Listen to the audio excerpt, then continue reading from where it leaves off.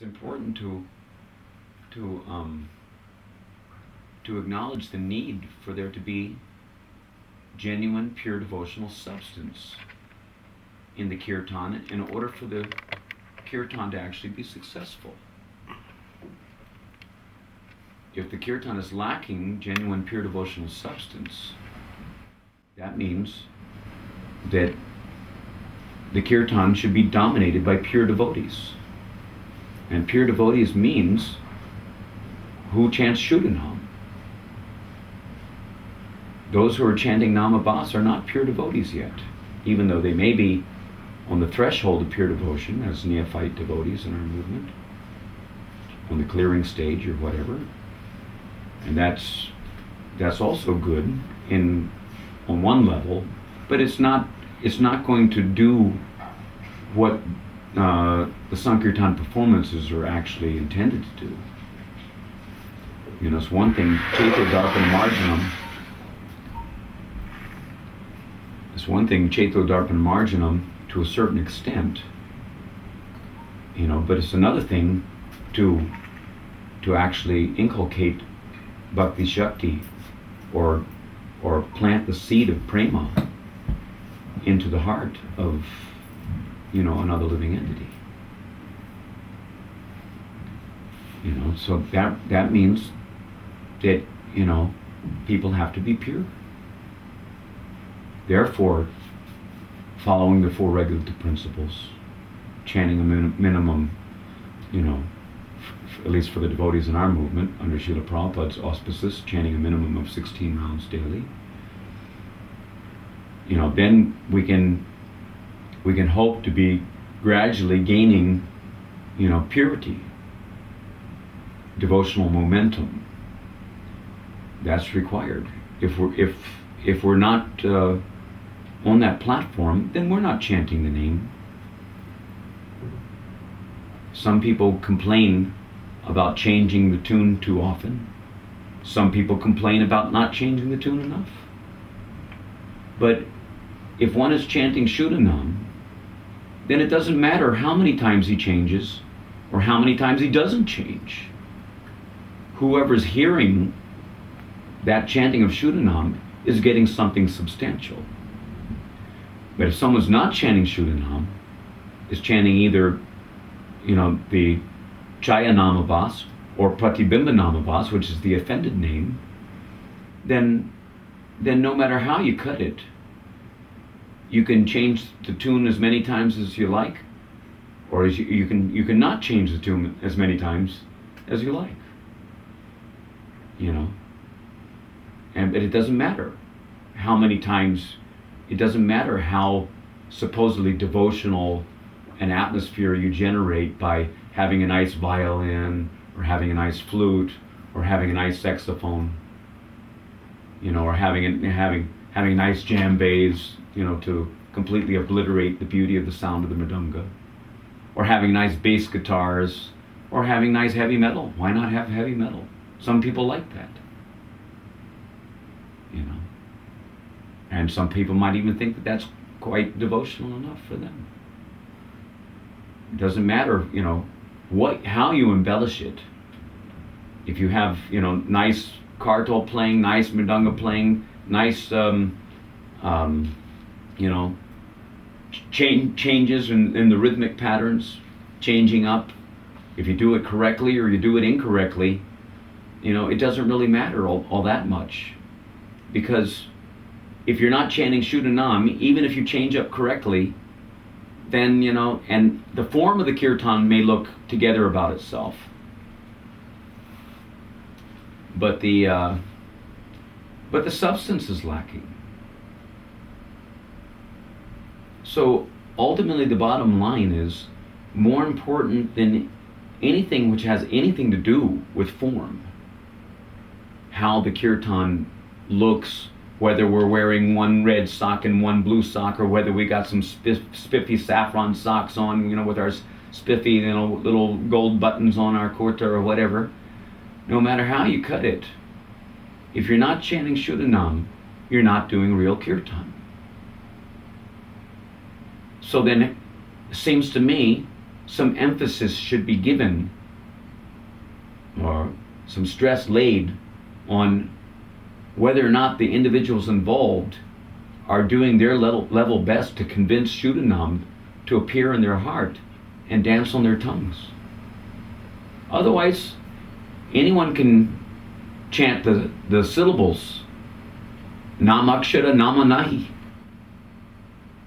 We say, Harinam, but is it Harinam or is it Namakshara?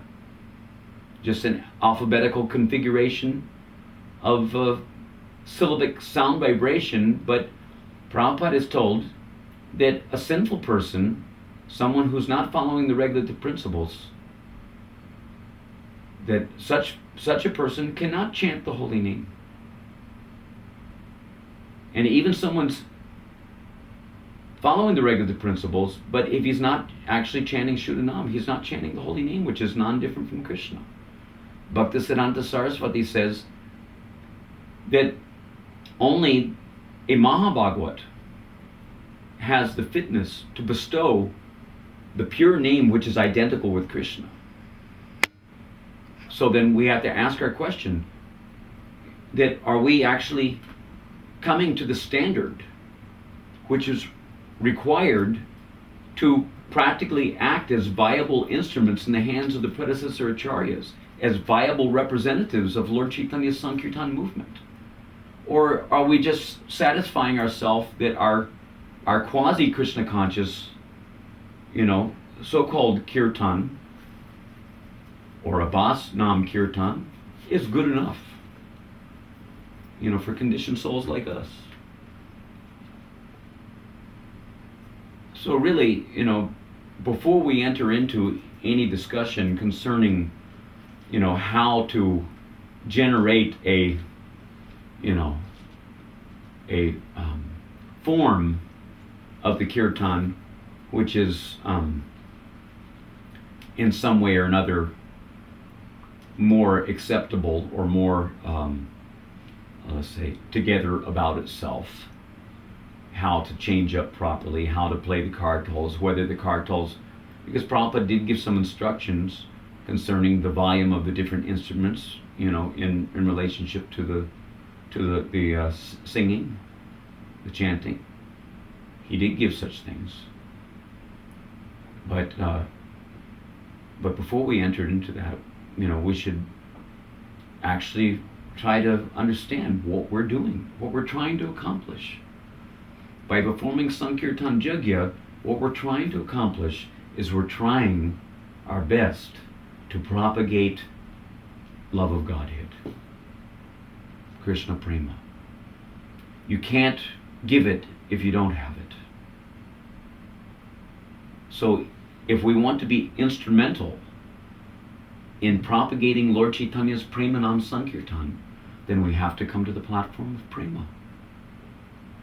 Or at least we have to be pursuing Prema Dharma as per Anukulena Krishnanushilanam, which is, you can say, the green mango.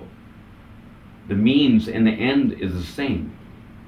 The endeavor has to be to please Krishna, to do what is favorable in the matter of cultivating pure, unalloyed devotional spirit.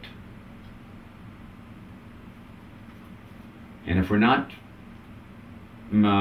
making that endeavor to cultivate according to Sambandha Tattva Gyan, Abhideya Tattva Gyan, and Prayoja Tattva Gyan, if we're not properly aligned with the Siddhanta of the Gaudiya Sampradaya, and we're just,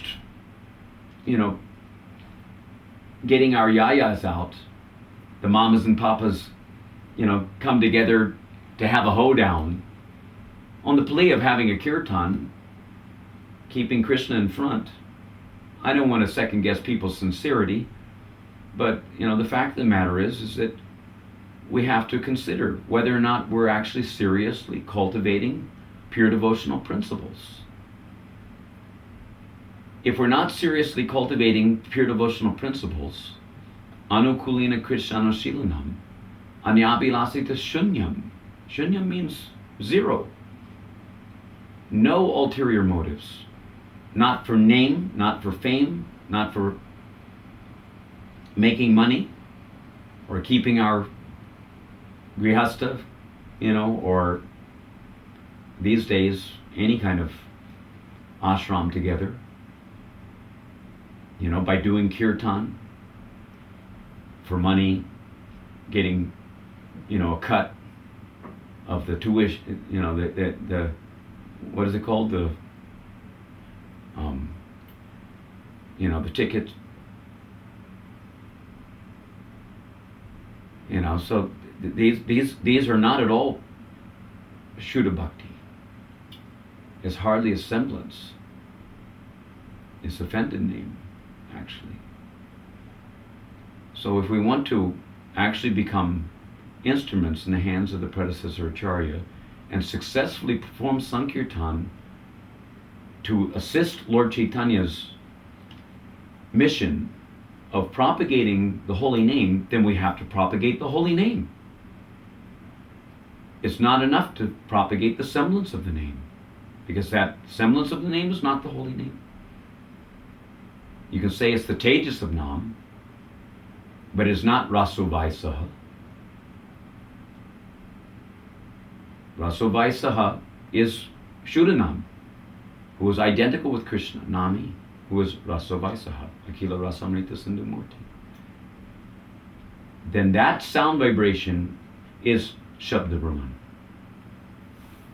The other offended name is not Shabda Brahman at all.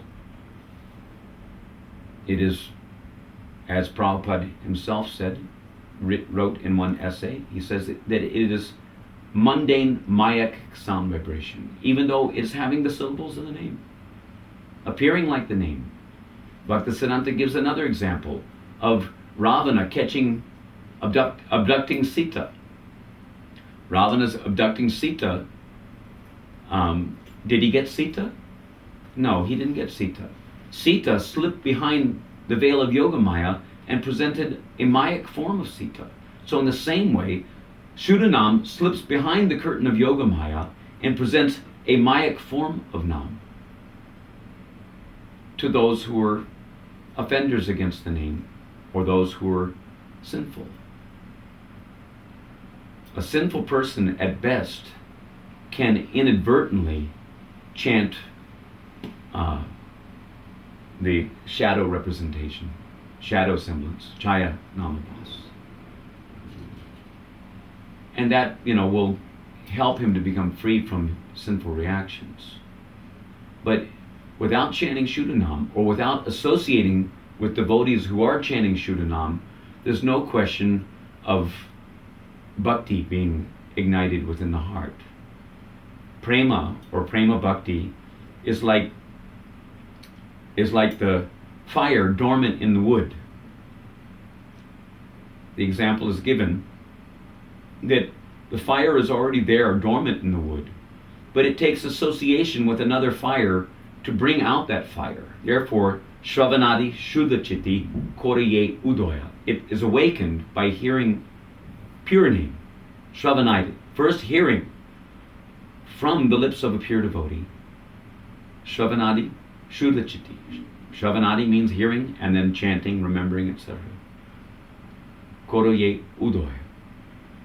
It is awakened.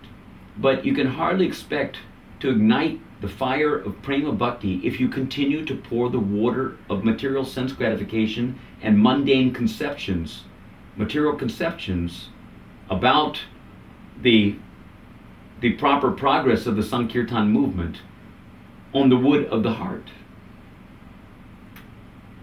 If we don't dry out the wood by fasting from material pursuits, then you can hardly expect the wood of the heart to manifest the natural fire of love of Krishna, which is dormant in every living entity. Nitya Siddha Krishna Prema. Sadhya Kavalnoi. Comes from nowhere else. Comes from your heart. Your love is your affair with Krishna. Your consciousness, your attraction, your feelings toward Krishna. But by proper association, it's possible for that love to be, let's say, brought out, enhanced, brought about, you can say. So extremely important that if we want to actually perform Sankirtan, then we have to become pure. That means pure intention. And pure intention means that you at least have to have a mango seed. The mango seed sprouting into a mango, let's say creeper or tree, as it were, and producing mango leaves and mango flowers and mango fruits, beginning with green mango fruit. If you don't have a mango seed, then how are you going to get a green mango fruit? If you don't have a green mango fruit, then how are you going to get a ripe mango fruit? So the prema phal has to be based on the prema bij. And what is the prema bij? It is Shuddha Bhakti Lata Bij. Shuddha Bhakti Lata Bij means, very simply, Shraddha, Shabde, Vishvas. Having heard Shabde means Shabda Brahman, having heard from the lips of a pure devotee in disciplic succession the proper conception of what is genuine spirituality, what is real pure devotional understanding, ideal. When you've heard that, then Shravanadi, what is that? Shraddha Shabde Vishvas. Vishvas means that there's high regard, or you can say high estimation of the subject matter which is heard through disciplic succession. On that basis, Shraddha Shabde Vishvas, Sudridha. Dridha means very determined, and Sudridha means highly, very good determination, very good, strong determination. Nischaya. Nischaya means decision. On the basis of having heard about the pure devotional ideal and the results of applying the pure devotional principles in one's life, meaning the attainment of prema bhakti and the attainment ultimately of going back home, back to Godhead, which can only be achieved, going to Golok Dham, entering into the Braja Leela, can only be achieved if one is cultivating the unalloyed devotional principles. So after having heard, and when one sees something wonderful in that subject matter which he has heard from the lips of the pure devotees, and develops a high regard, such a regard that he makes a firmly determined decision about what? Krishna Bhakti koile sarva karma krita hoy. Krishna Bhakti only. And Krishna Bhakti means Shuddha Bhakti. It doesn't mean Mishra Bhakti. Krishna Bhakti koile sarva karma krita hoy. That there's no need to do any other karmas. Sarva karma prityaja. Sarva dharma prityaja. Mam ekam. One thing. Only one thing. What is that one thing? In Kali Yuga, who is Mam? In Kali Yuga. Nam. Mam means Nam. Kali Namarupe, Krishna avatar. Krishna avatar in Kali Yuga means Nam. So Sarva Dharma Prityaja, Nam Ekam Sharanam Vraja. That is the actual meaning in Kali Yuga. And it's very important for devotees to understand that if they want to be genuine Kirtaniyas. All other dharmas, all other karmas, only one karma, Krishna Bhakti. And in Kali Yuga, Krishna Bhakti primarily means Sankirtan Yajna. And Sankirtan Yajna means Shuddhanam Sankirtan Yajna. Before we attain the Shuddhanam platform, naturally we're chanting Namabhas, trying to clear away anarthas and whatnot. But we have to focus on the sarup of Uttama Bhakti. The sarup of Uttama Bhakti, that means Artha Pravritti.